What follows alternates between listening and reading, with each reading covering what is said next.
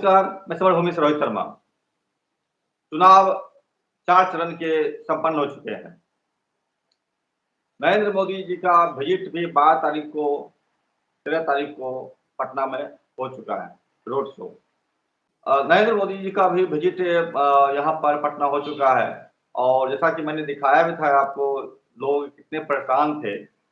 वो रोड के इस पार रहने वाले आदमी उस पार नहीं जा पा रहे थे, उस पार वाले आदमी इस पार नहीं आ पा रहे थे, जिस कारण शायद ये क्राउड बिल्ड करने का एक नया फंडा होगा। मैं नहीं जानता आगे क्या होगा। बहरहाल हमारे साथ हैं हमारे विशेषज्ञ सुब्रत चटर्जी और हम जानेंगे कि 4 चरण के चुनाव के बाद तस्वीर कितनी साफ हुई है इंडिया एनडीए की लड़ाई में। सुब्रत जी, आपका बहुत-बहुत स्वागत है समरभूमि में। धन्यवाद। जी। 4 चरण के चुनाव हो चुके हैं। नरेंद्र मोदी जी का पटना में विजिट हुआ है, उन्होंने मार्च किया है। आप क्या देख पा रहे हैं? क्या प्रभाव पड़ा है 4 चरण के चुनाव के बाद? 2 बातें हैं जिसको कहना ज़रूरी है। पहली बात तो ये है कि हम किसी राजशाही में नहीं जी रहे हैं। ग्रेट ब्रिटेन की महारानी या महाराजा जो है वो रोड शो करता है। प्रधानमंत्री या गृह मंत्री या ये सब कोई पद नहीं है जिसमें आप रोड शो कर रहे हैं। आप क्या जताना चाह रहे हैं कि महाराज दर्शन दे रहे हैं जनता को? ये इतनी घटिया सोच है जिस पर जितनी लागतें भेजी जाए उतना कम है। चुनाव है, आप चुनावी सभा करो, भाषण दो, सब कुछ करो, लेकिन ये रोड शो क्या होता है? आप खुद को जनता के बीच नहीं मानते। आप मानते हो कि आप एक राजा महाराजा हो। मोदी आने के पहले तो मैंने नहीं देखा है किसी प्राइम मिनिस्टर को रोड शो करते हुए। आपको याद है नेहरू जी कभी रोड शो करते थे या राजीव गांधी कभी रोड शो करते थे, अटल बिहारी वाजपेयी कभी रोड शो करते थे? किसी ने रोड शो किया? नहीं किया। लेकिन हमारे यहाँ जो घटिया सी ग्रेड प्रेस है, डी ग्रेड गुलामी, स्वैच्छिक गुलाम जो प्रेस है, वो इस पर इन सारी बातों पर चर्चा ही नहीं करता। आप जनता के चुने हुए प्रतिनिधि हो, आप रोड शो क्या कर रहे हो? अब क्या आप हमारे देश के राजा महाराजा हो कि दर्शन देने के लिए राजा लोग निकलते थे अपने महलों से, जनता के बीच में जाते थे, उनमें दान दक्षिणा बांटते थे? ये वो दिन लौटा रहे हैं आप? शर्म नहीं आती आपको? किस बात का रोड शो कर रहे हैं? और इसके चलते एक वीआईपी मूवमेंट होती है, पूरे सिटी में कैओस हो जाता है। साधारण जनता, एम्बुलेंस, मरीज, बीमार, बूढ़े, बच्चे, सारे के सारे लोग हलकान, और आप लोकतंत्र की बात करते हैं। ये तो हुई खैर रोड शो की बात। लेकिन क्या है कि बौना आदमी, हिटलर जब भाषण देने आता था ना जीप पर, चूंकि उसकी ये हाइट बहुत कम थी, तो वो नीचे एक स्टूल लगा देता था, उसके ऊपर चढ़ के भाषण देता था, ताकि लोगों को समझ में आए कि यह बड़ा लंबा चौड़ा आदमी था। वो ठीक ना? तो हर बौना जो होता है वो अपने को बड़ा दिखाने के लिए इस तरह के चौंतले इस्तेमाल करता है। ये है तो बौना, बौद्धिक रूप से, राजनीतिक रूप से, हर तरीके से। तो अब क्या तरीका है? अब अपने ही पैसे से, अपने ही कैडर के द्वारा, अपने ही ऊपर फूल बरसा के ये महाराज धीराज बन रहे हैं। खैर छोड़ो, ये अपनी जो है कर रहे हैं। बात चौथे चरण के चुनाव की बात हो रही है। चौथे चरण के चुनाव के बाद एक बात स्पष्ट हो गई है कि एक मोदी विरोधी लहर हिंदुस्तान में नहीं है, सुनामी है, जो अभी लोग नहीं देख पा रहे हैं। अगर चुनाव आयोग की संलिप्तता नहीं हुई और फेयर काउंटिंग हुई, रिजल्ट आया, तो मैं आज ये बोलने की स्थिति में हूं कि मोदी या एनडीए मिलकर भी 150 की सीटें नहीं पार कर रही। ये सुब्रत जी, मुझे बताइएगा, ये 4 चरण के जो चुनाव हुए, हालाँकि आपने जो विश्लेषण किया बहुत ही बेहतरीन था और इसे रोड शो का बहाना जो एक राजा महाराजा सामंत की तरह इन्होंने किया है और जनता भी में भी बहुत सारे लोग थे जो कि मैंने इस बात से आक्रोश जता रहे थे कि भैया तुमको करना है तुम करो, मुझे क्यों परेशान कर रहे हो? और बहुत सारे लोग तो ये भी कह रहे थे कि इसे इसको हराना है। ये बहुत हम कभी जानते ही नहीं है कि हमारा सांसद जो है वो जिंदा है कि मर गया या कहाँ है, इस तरह से लोग बोल भी रहे थे। बहरहाल जो भी स्थिति रही रही है, ये हम जानना चाहेंगे कि ये जो चुनाव 4 चरण के हुए हैं, बीते हैं, इसमें आप क्या देख पा रहे हैं पूरे देश में? देखो, ये मोदी बिहारी मोदी विरोधी एक लहर नहीं, एक सुनामी है देश में। जितनी शांत जनता दिख रही है ना, उतनी ही अशांत है। लेकिन चूंकि एक भय का, अनिश्चितता का, दमन का माहौल इन्होंने बना के रखा है 10 सालों से, इसलिए जनता खुलकर बोलती नहीं। लेकिन चुप रहने का मतलब मौनं सम्मति लक्षणम, जो संस्कृत में कहा आता है, वो हर जगह लागू नहीं होती। वो एक कंडीशनल स्टेटमेंट है। यानी अगर कोई गलती कर रहा है, अन्याय कर रहा है, मेरे सामने और बैठ के मैं चुप चुप रहता हूं, तब तो मेरा मौन उस सम्मति आप पढ़ सकते हैं। लेकिन जरूरी नहीं कि सम्मति, वो ऐसा भी होता है कि अपनी परिस्थितियों के चलते आदमी कभी कुछ बोल नहीं पाता है या प्रतिरोध नहीं कर पाता है, क्योंकि हर व्यक्ति की व्यक्तिगत प्रतिरोध क्षमता सीमित होती है। जब वही सामूहिक प्रतिरोध में बदल जाती है वही क्षमता, तो वो काफी बड़ी हो जाती है ना? जैसे हम लोग व्यक्तिगत रूप से कितने क्रिमिनल से लड़ सकते हैं? नहीं लड़ सकते। लेकिन हम लोग ये तो कर सकते हैं ना, सामूहिक रूप से तो हम लोग किसी एक देखोगे, एक जेब कतरे को पकड़ के लोग पीट देते हैं। वो क्या है? वो सामूहिक प्रतिरोध की क्षमता है। इसी तरह से चुनाव में भी होता है। चुनाव में सामूहिक प्रतिरोध का मौका मिलता है। चुनाव लोकतंत्र में इसीलिए होता है। चुनाव है क्या? चुनाव का मतलब ही है विरोध। कहीं पर अगर चुनाव का मतलब समर्थन है, तो किसी का विरोध भी तो है। आप मोदी समर्थक हैं, तो आप कांग्रेस विरोधी हुए या सपा विरोधी हुए या राजद विरोधी हुए। अगर आप राजद, सपा, कांग्रेस, कम्युनिस्ट किसी के समर्थक हैं, तो आप उनके अगेंस्ट में जो खड़े हैं, मोदी है चाहे दूसरे हैं, उनके विरोधी हुए। तो चुनाव का मतलब क्या है कि कितने धारा के विपरीत बहने के लिए तैयार है, कितने धारा के साथ जाने के लिए तैयार है। तो प्रतिरोध तो दोनों तरफ है। तो प्रतिरोध को बात देकर उसको माइनस करके कोई चुनाव तो होता ही नहीं है। अब क्या है कि जब सूरज जी, सामूहिक आप प्रतिरोध का मुंबई मौका में मिल आप जाता है। सूरज आप सिटी मुंबई में हैं अभी और आपको निकलना भी है। मैं हमारे पास वक़्त भी आपके लिए साथ है कम अभाव है आपके साथ पास है। हम संक्षेप में जानना चाहेंगे मुंबई में अभी आप क्या देख रहे पा रहे हैं? इंडिया गठबंधन या महाराष्ट्र में भाजपा को 2 या 3 सीटें आ रही है। सुब्रतो जी मैं और एनडीए जो गठबंधन है, वो दहाई आंकड़ा भी छूने के काबिल नहीं है। मैं मुंबई लगातार आता जाता रहता हूँ, लगातार लोगों से बात करता हूँ, ऑटो वाला, रिक्शा वाला, पान वाला, जो जमीनी स्तर के लोग हैं ना, उनसे तुमको सच्चाई मिलती है।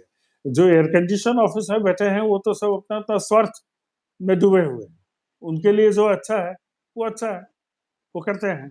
लेकिन जो पब्लिक है, पब्लिक में रिजेंटमेंट बहुत है। हर तरह की रिजेंटमेंट है, सिर्फ यही नहीं कि शिवसेना को तोड़ा और ये तोड़ा वो तोड़ा। कल ही यूपी का एक ड्राइवर था, वो मेरे को बोल रहा था, साहब इतनी आमदनी घट गई है कि हम यहाँ नहीं कमाकर 1 रुपया बचा नहीं पा रहे हैं। मुंबई जैसे शहर में ओला चला के या उबर चला के वो 1 रुपया बचा नहीं पा रहा है। वो दिल्ली जाने की सोच रहा है। क्यों? यहाँ प्राइस लाइन बहुत बढ़ गया। ये सब हो रहा है। सुब्रतो जी मेरा मेरा मेरा एक सव मेरा मे मेरा मे मेरे पास आपके लिए 2 सवाल हैं। जल्दी से मैं सोचता हूँ पूछ लूँ आपसे। पहला सवाल मेरा ये है कि तमाम असंतोष और तमाम लोगों के विरोध या प्रतिरोध के बावजूद ये जो आपको चुनाव आयोग है, जो कि मोदी का ही समझिए प्रतिरूप है। जो मोदी बोलेंगे वो चुनाव आयोग करेगा। तो ये जो 2 महीने से लगातार ईवीएम रखी हुई है अपने-अपने स्ट्रॉन्ग रूम में चुनाव करने के बाद, तो कितनी संभावनाएँ लगती है कि चुनाव आयोग के मदद से ईवीएम का ट्रांसप्लांट हो सकता है या ईवीएम का चर्चा हो सकती है उससे? अरे भाई, ईवीएम वगैरह की बात छोड़ो ना, फॉर्म 17 सी ही नहीं दिया जा रहा है, जिसमें डिटेल रहता है पोलिंग एजेंट्स के पास, विभिन्न राजनीतिक दलों के, कि कितने नर, कितनी नारियां, कितने लोग वोट दिए, किस बूथ पर कितनी संख्या आई। चुनाव आयोग वो संख्या भी नहीं बता रहा अपने वेबसाइट पर, वो सिर्फ परसेंटेज बता देता है। वो भी जिस दिन चुनाव खत्म होती है उस दिन बताता है 61%, और 10-11 दिन बाद बताती है 67%।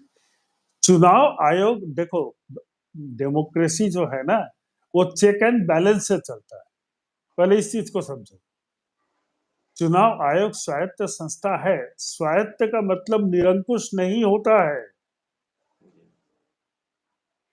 हम समझते हैं कि स्वायत्त संस्था का मतलब निरंकुश संस्था। इंडियन लोगों में कोई समझ नहीं है किसी चीज की। यहाँ गोबरपट्टी के प्रचंड बुद्धिजीवी पत्रकार हैं, वो भी नाचते रहते हैं कि स्वायत्त संस्था। आरबीआई भी स्वायत्त है, आरबीआई निरंकुश है क्या? चुनाव आयोग स्वायत्त संस्था है, तो वो निरंकुश है क्या? तो उस पर अंकुश कौन लगाएगा? Supreme court of India, judiciary लगाएगी। जुडिशियरी का रवैया क्या है? मैं 1000 बार बोल चुका हूं, किसी भी देश में फांसीवाद जाने के लिए सबसे अहम भूमिका जुडिशियरी की होती है। वहां आप पिटिशन लगाते रहो, कोई सुनवाई नहीं होती।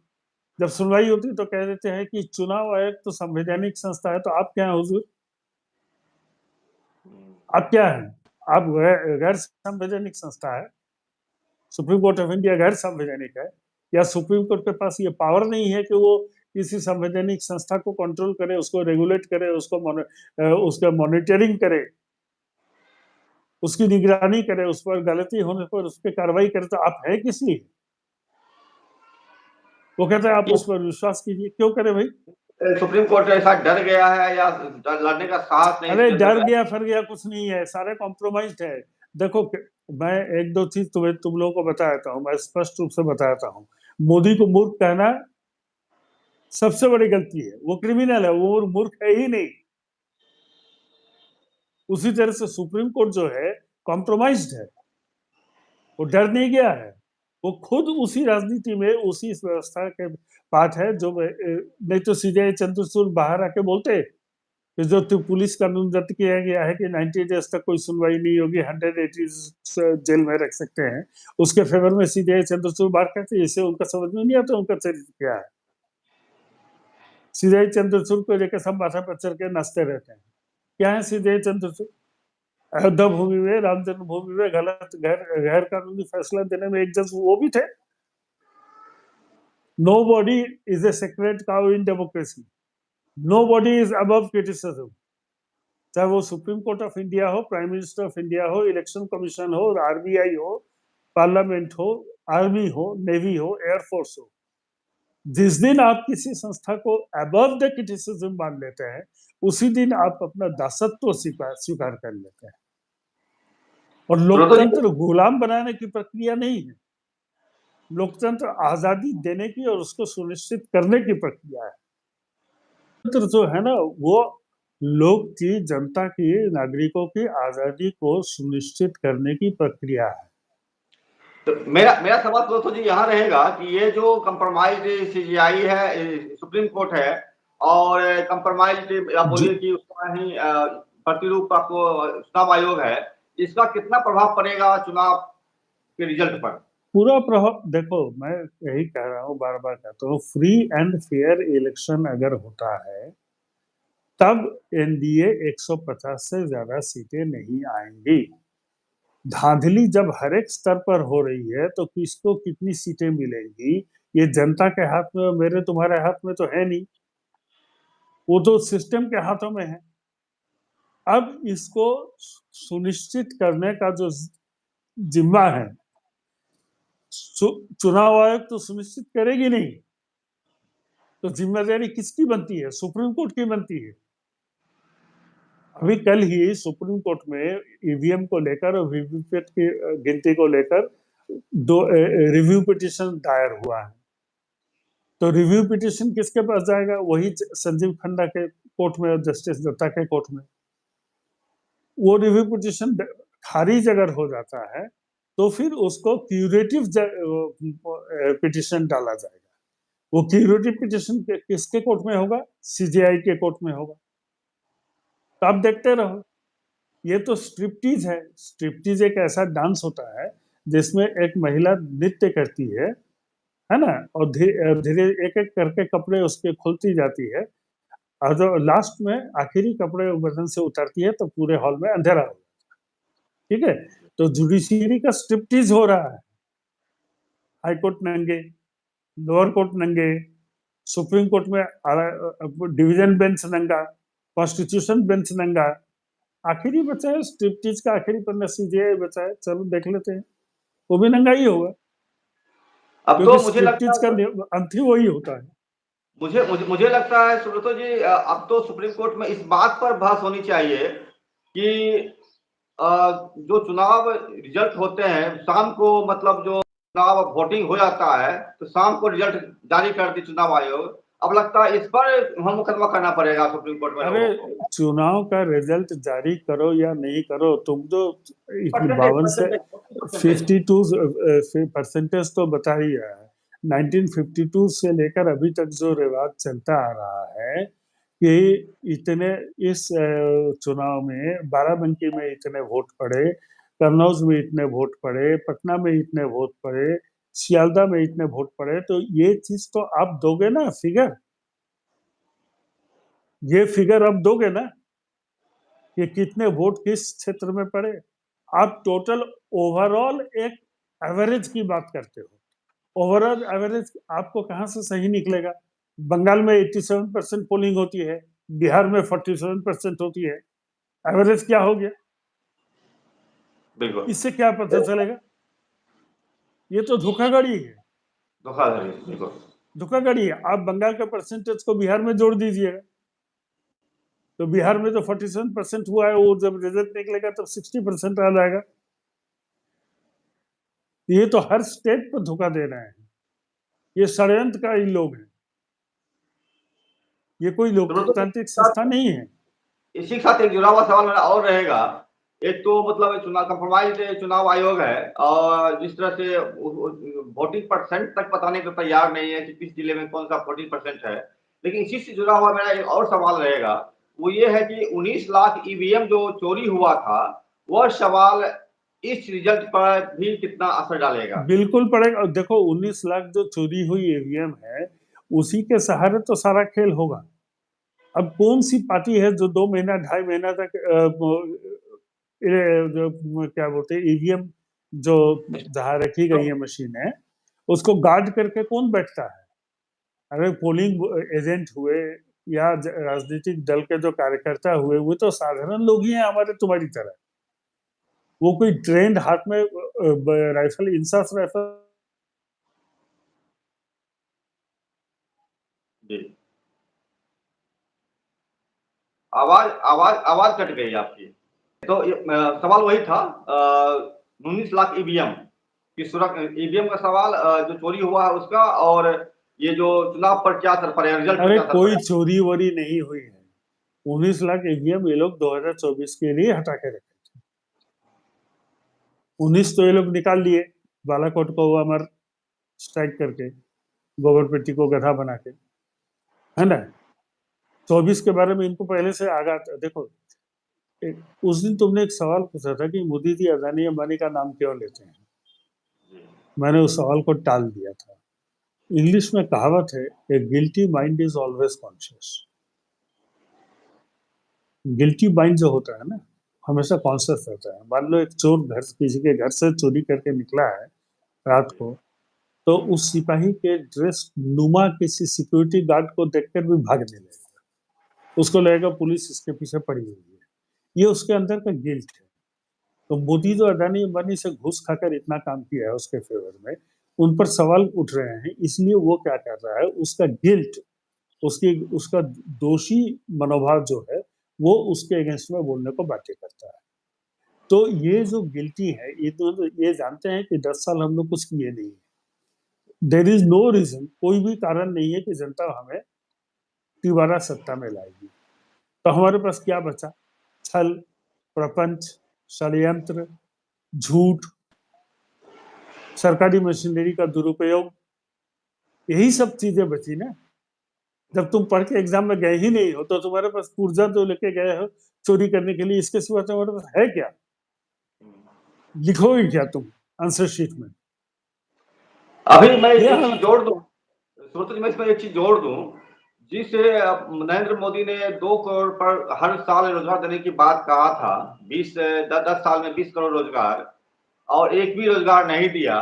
मैं परसों जब रोड शो चल रहा था इनका, मैंने देखा था कि बहुत सारी महिलाओं के मने जो कर्मचारी वर्कर्स थी भाजपा की, वह टी-शर्ट पहनी हुई थी और उसके आगे लिखा हुआ था रोज़गार मतलब नरेंद्र मोदी और उसके पीछे टी-शर्ट पे लिखा हुआ था, रोज़गार मतलब नीतीश कुमार। ये एक झूठ चीज़ दिखाता है कि किस तरह से ये एक मने बिल्ड करते हैं। कंटिन्यू करें आप। जैसे पकौड़े तलना भी एक रोजगार है, झूठ बोलना भी एक रोजगार है नहीं? और झूठ मानव बोलकर रोज़गार। जब सत्ता पाई जाती है तो रोजगार हो गया ना। तो देखो, आपने आपने सर टी बताया शर्ट कि पहना दिया, 500 रुपया देकर भाड़े की भीड़ जुटा दिया, ये सब करने से कुछ होता है नहीं। नीतीश कुमार का चेहरा देखा था कल, कमल का निशान था में कैसा चेहरा बना हुआ था, देख रहे थे। तो उसको क्या कर रहा था, मोदी उसको कांख में दबा के जैसे ले जा रहा था साथ में, और हाथ में बिल्कुल। पकड़ा दिया कमल का निशान। तो ये जनता की स्थिति वही है, उसको 500 रुपया देकर कांख में दबा के रोड शो कर रहे हैं, टी शर्ट पहना के। रोजगार मतलब नरेंद्र मोदी, अब बेरोजगार मतलब कौन? बात तो सही है कि रोजगार मतलब नरेंद्र मोदी। नरेंद्र मोदी तो तीसरे टर्म में रोजगार ही तो मांग रहे हैं, जी। और क्या मांग रहे हैं? बेरोजगारी का डर तो अब सवाल उनको से सता भटक रहा है। जाएँगे। तो सवाल से हम भटक जाएँगे फिर। मेरा मेरा सीधा सवाल आपसे रहेगा कि ये जो कंप्रोमाइज़ सुप्रीम कोर्ट है दलाल चुनाव आयोग है, उसके 19 लाख चोरी के या जो रखे गए ईवीएम हैं और एक अपराधी जो प्रधानमंत्री बनकर देश की सत्ता को चला रहा है, 24 का चुनाव को रिजल्ट क्या आने जा रहा है? इन तमाम चीज़ के परिप्रेक्ष्य में, जनता के देखो, आक्रोश के बाद। देखो, एक परसेप्शन ये है कि ये किसी धांधली को किसी भी स्तर पर धांधली करने से चूकेंगे नहीं, वो नहीं चूकेंगे। दूसरा परसेप्शन ये है कि 542-43 सीटों पर धांधली करना कहां तक संभव है, क्योंकि कभी कभी क्या होता है कि जो इतना बड़ा साइज जो है इंडियन डेमोक्रेसी का, इंडियन इलेक्शन का, इतने बड़े स्तर पर धांधली करना इतना आसान भी तो नहीं होता। जी। एक बात तो है, लोकल स्तर पर आप 2 4 10 5 50 सीट में धांधली कर देंगे, ये चलेगा। लेकिन अगर सही में इनकी, क्योंकि देखो इनके नीचे गिरने की कोई सीमा नहीं है। पहली बात तो ये समझ के रखो, अपने दुश्मन को कमजोर नहीं समझना चाहिए।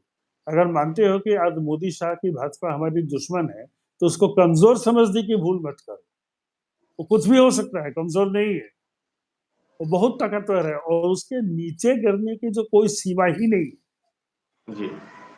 और उसके साथ हो क्या गया है, डर समा गया है। अगर हारे तो बाकी जिंदगी जेल में कटेगी, कोई नहीं बचा सकता। कोई नहीं, मैं पिछले पॉडकास्ट में भी कहा था, अगर राहुल गांधी उसको छोड़ दे तो अगले बार राहुल गांधी को एक वोट भी नहीं मिलेगा, क्योंकि लोग वोट ही दे रहे हैं ताकि आप पावर में आए, उनको सजा दें।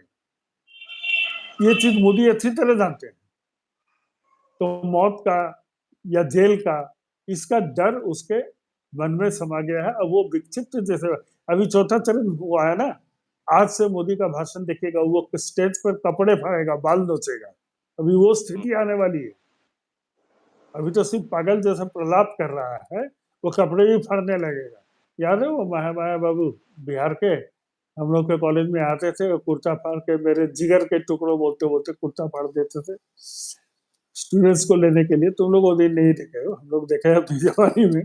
सुना है, मैंने बाबू, कहानियाँ सुना है। सुना होगा तुम लोग कहानियों में, मेरे जिगर के टुकड़ों बोलते हुए अपना कुर्ता ही फाड़ देते थे जिगर।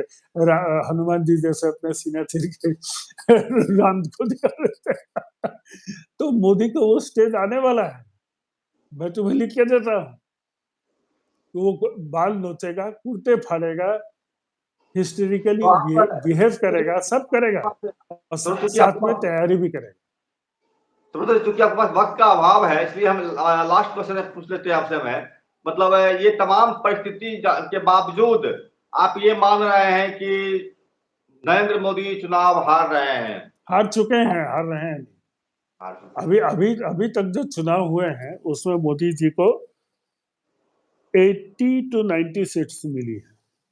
सारे विद्वान लोग कह रहे हैं, इस पर कैलकुलेशन दिखा रहे हैं कि इंडिया गठबंधन को कहां से कितनी सीट आएगी, कांग्रेस को कहां से कितनी आएगी। आप एक बार ठंडे दिमाग से बैठ के कैलकुलेट कीजिए कि भाजपा को कहां से कितनी सीट आएगी, तब स्थिति स्पष्ट हो जाएगी। सवाल ये नहीं है कि इंडिया को कहां से कितनी सीट आएगी, सवाल ये है कि भाजपा को कहां से कितनी सीट आएगी। और जितनी कम सीट भाजपा की जहां से होगी उतनी सीट तो इंडिया गठबंधन में ही जाएगी, और जाएगी कहाँ। इसीलिए उस कैलकुलेशन को आप छोड़ दीजिए। आप यहाँ से शुरू कीजिए कि बिहार में भाजपा को कितनी आएगी, महाराष्ट्र में कितनी आएगी, कर्नाटक में कितनी आएगी, आंध्रा में कितनी आएगी, बिहार में यूपी में कितनी आएगी, पंजाब में कितनी आएगी, हरियाणा में कितनी आएगी। पिक्चर क्लियर हो जाएगा। वो 120-30 से आगे बढ़ ही नहीं रहे, लगाते रहो 150 से आगे बढ़ेंगे ही नहीं, तो बाकी सीटें किसके पास जाएंगी। सुब्रतो जी, हम एक बार फिर लिंक जोड़ते हैं आपसे लास्ट अब करने के लिए। अब रहने दो, फिर बस शाम को लास्ट करते। लास्ट लास्ट अच्छा लास्ट ठीक है, एंडिंग ठीक ठीक कर है। लेते हैं। सुब्रतो जी, आप तमाम चीजें जो परिस्थिति है, आपके पास वक्त का अभाव है, आपको भी निकलना है, वहां से फ्लाइट पकड़नी है। मैं थोड़ा संक्षेप में जानना चाहूंगा इस बात को कि भारत की सुप्रीम कोर्ट कंप्रोमाइज है। भाजपा अपने प्रत्याशी के अलावा तमाम प्रत्याशियों को चुनाव में बैठा रही है, लालच दे करके हो या जबरदस्ती हो या डर दिखा करके हो। चुनाव आयोग नरेंद्र मोदी की परछाई है। और 19 लाख ईवीएम चोरी हो चुका है, जो आपने कहा कि वो गायब रखा गया है 24 के चुनाव के लिए, ऐसा आपका कंक्लूजन है।